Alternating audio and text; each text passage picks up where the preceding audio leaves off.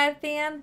I hope you have your tinfoil hats on because today we are exploring some more fan conspiracy theories. Guys, I just can't stop. It's like I went down the rabbit hole of fan conspiracy stories and I'm just so buried deep that I don't know when I'm going to resurface. But you know, as long as you guys keep suggesting awesome ideas, we're just going to keep making these videos. Today we are exploring some creepy, dark Disney fan conspiracy theories. Now these are about Disney movies specifically. So let's get to ruining some childhood memories.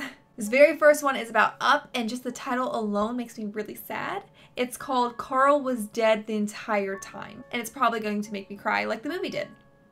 Fun. Watching Carl befriend his adventurous neighbor, become a lifelong best friend with her, and get married, only to seconds later watch her die, is as sad as they come. That was such a brutal opening to a Disney movie, and I'm still not okay with it. So what could possibly make Up any more tragic? The theory that Carl's balloon-riddled adventure in his journey into the afterlife after dying in his sleep right after receiving the call that he will be moving into a retirement home. Okay, yeah, that made him more tragic and dark and sad. A home rising upwards towards the sky, a guardian angel in the guise of a Boy Scout who will earn his wings, i.e. badge, by helping. A talking dog who wants to eat squirrels because apparently that's a thing in heaven.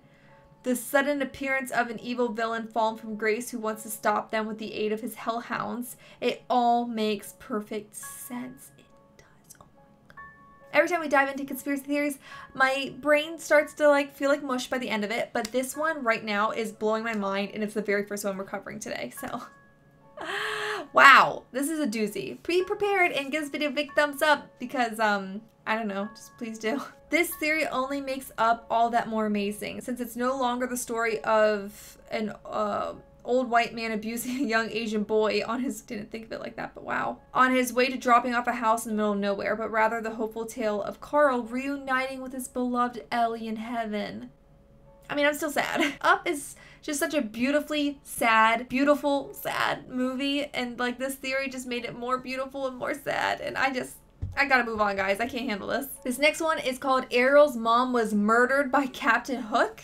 Okay, they're not in the same movie, so how? If you've watched Peter Pan closely, you might have noticed that one of the mermaids swimming around the Neverlands bears a striking resemblance to the Little Mermaid's Ariel. I never even noticed that before. While some think this might be the underwater princess herself, there is a far more logical conclusion. This is in fact her mother. In the direct-to-video prequel, Ariel's Beginning, we learn that Ariel's mom was killed by pirates.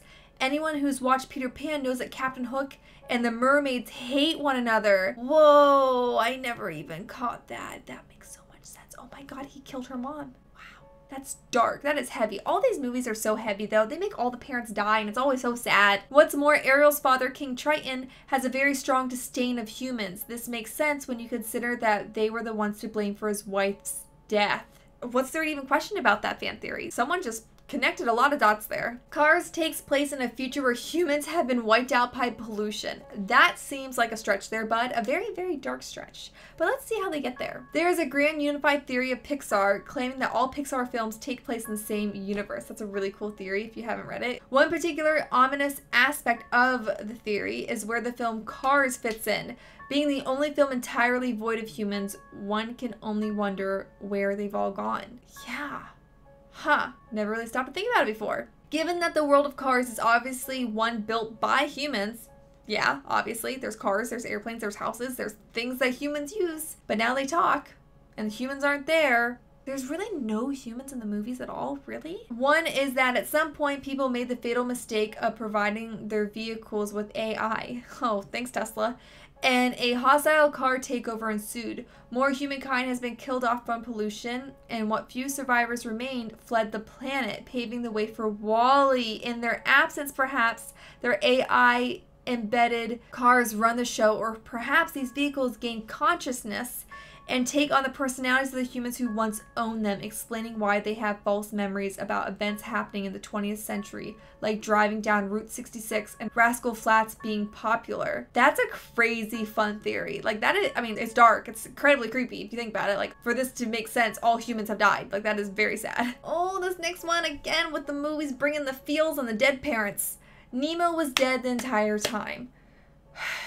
I've actually heard this one before, so I'm emotionally prepared for this one. I hope you are too. What better way to ruin the touchingly triumphant father-son tale of Finding Nemo than by finding out that Nemo was dead the entire time and Marlin is hallucinating everything that happens. Nothing like family movie time like a dead son and a mentally ill father. Disney. This particularly soul-shattering theory has Nemo dying in the same attack that killed his mother and all his other siblings. That will hands down be one of like the most defining scenes I think I've ever seen in a Disney movie. So emotional. The rest of the movie that follows is his father's Marlin's attempt to cope with the tragedy. Don't believe us? Marlin's oceanic journey is pretty much a spot-on allegory for the 5 stages of grief. I thought I was prepared for this one and I wasn't. Marlin doesn't want Nemo to go to school because his son isn't ready. Denial. Marlin yells at Nemo for swimming out too far. Anger. Marlin joins up with Dory, sharks, turtles, etc. to find Nemo. Bargaining. Marlin watches Nemo get flushed down a toilet and loses it. Depression. In the end, Marlin finally learns to let go of the past and change his way. Acceptance. Oh yeah, and don't forget that Nemo in Latin means nothing. I regret making this video because I'm incredibly sad. Wow, that just made a sad movie with a happy ending even more sad because the happy ending really didn't exist. But then you could argue that acceptance is a happy ending, but like, I'm still sad. Andy's mom owned Jessie and then completely forgot about her. Because Pixar is sustained by the emotional turmoil of its audience. That is so accurate. One heartbreaking subplot of Toy Story 2 was never resolved. Jessie is introduced in the movie as a jaded cowgirl with a fear of abandonment. Her old owner, Emily, had neglected her for years before tossing her into a donation bin. Gosh, when you really like go back and inspect these movies, why do kids like them? They're so sad. Though Jessie learns to trust again and is happy to become Andy's new toy, she never gets any real closure. Emily is still out there somewhere, and Jessie probably has all sorts of questions for her. Does she still remember her doll? Did she regret giving her away? Are all the toys in Toy Story manufactured with souls, or are they possessed by ghosts? Or what's the deal with that? Yes, I do have some questions about the whole premise behind this. You know, it's a little unsettling to think that your toys move when you're not around. The answers for the first 2 are explained in the movies, but they won't exactly make you feel better. Oh boy, can't wait to find out why we should be sad. There's a compelling theory that claims Emily is actually Andy's mom all grown up. It's bolstered by the short glimpses we get of Emily. The hair is a bit lighter, but otherwise they definitely look similar. I mean, I guess, maybe? I mean, there's not really much, there's not many, like, details other than, like, the hair and I guess the nose, kinda. Maybe more convincing is Andy's old red hat really does, oh, the hat! It really does look like a larger version of Jessie's, and it just so happens that we know that Emily had a hat just like it. So maybe the hat is a hand-me-down from Andy's mom, who had it back when she loved me, and Jessie doesn't recognize an aged-up Emily. That does look like the hat, but like just older, doesn't it? Oh my goodness. Why would they put that in there? Why would they want us to see this? Is this ruining your guys' memories of some childhood favorite movies? Because sure is for me. The prince in Snow White is actually death. While there's a theory that will change the way you see Snow White and Seven Dwarfs and make you question your childhood, a Reddit member came up with the idea that the prince in Snow White and the Seven Dwarfs is actually death, not a real prince who comes to escort her to the afterlife. Yep, that makes sense, especially when you think about all the other dark, crazy stuff that's happened in all the other movies. Because she was in like a coma, and then the kiss, and like, yep, death. It's the kiss of death.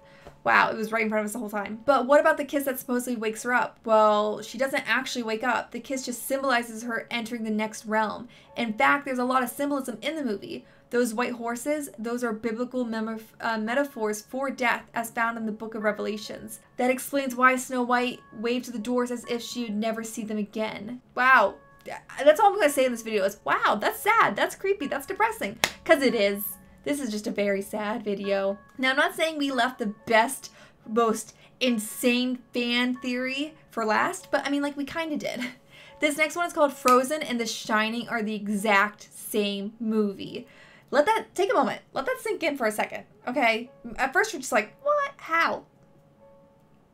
We're gonna find out how. One blogger writes, the main character in each movie is a danger to family members whose volatility increases after a long isolation inside a giant, ornate, high-ceilinged building in a cold, desolated landscape. And that's just the too long didn't read version of it, okay? This person goes into incredible detail of why this theory holds water, is that a saying? And so we're just gonna skim through it real quick. If you'd like to read it though, I will put a link down in the description for you guys to dive into this one in more depth yourself.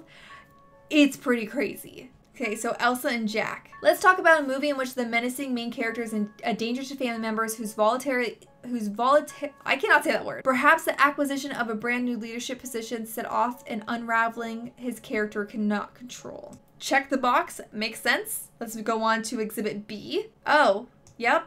Okay, those scenes being compared to one another makes you really start thinking. An innocent protagonist touched by the supernatural is locked out of a forbidden room inside a giant, ornate, high-ceiling, huge building in a cold, desolated landscape and forced to play childlike games alone in its incongruously cavernous hallways. That is really hard to say. A+ for vocabulary usage, okay? We're just gonna do an overview of just like their exhibits. Exhibit C is Olaf and Wendy, a somewhat goofy supporting character who knows our principal characters better than anyone and will sacrifice anything to protect our innocent protagonist from danger. Check. Okay, just this alone. What is this? Okay, you're already selling me on your exhibits, and then you put this picture. Sold. They really went to town on this one, huh? There's just so many. Oh gosh, it's so creepy. Oh wow, that's it. There it is. Frozen is The Shining. You'll notice that characters who meet their icy demise at the end of these movies don't match up, because love. When Anna sacrifices herself to save Elsa, despite the fact that Elsa almost killed her twice, she is able to save them both, teaching Elsa that love can conquer a cold death and help her control her dangerous wintry outbursts. Maybe if Danny had taken one for the team, The Shining could have ended a lot more happily. That's dark. That's dark and that's twisted. And now maybe you'll want to rewatch this movie and think of it as, oh, this is Disney's version of The Shining, and see how that makes you feel. Well, thank you guys so much for watching today's video. I hope you enjoyed some mind-blowing fan conspiracy theories about Disney movies, and if you did, please give this video a big thumbs up. It helps out this video, helps out this channel, it helps out the Rad fam, and you guys are so great. And as always, I love making videos based off your guys' suggestions, so if you have any suggestions for fan conspiracy theories that you want us to dive into, make sure to leave it down in the comments below and it might be turned into a video. And until next time, keep it the radness, and I'll see you guys real soon. Bye!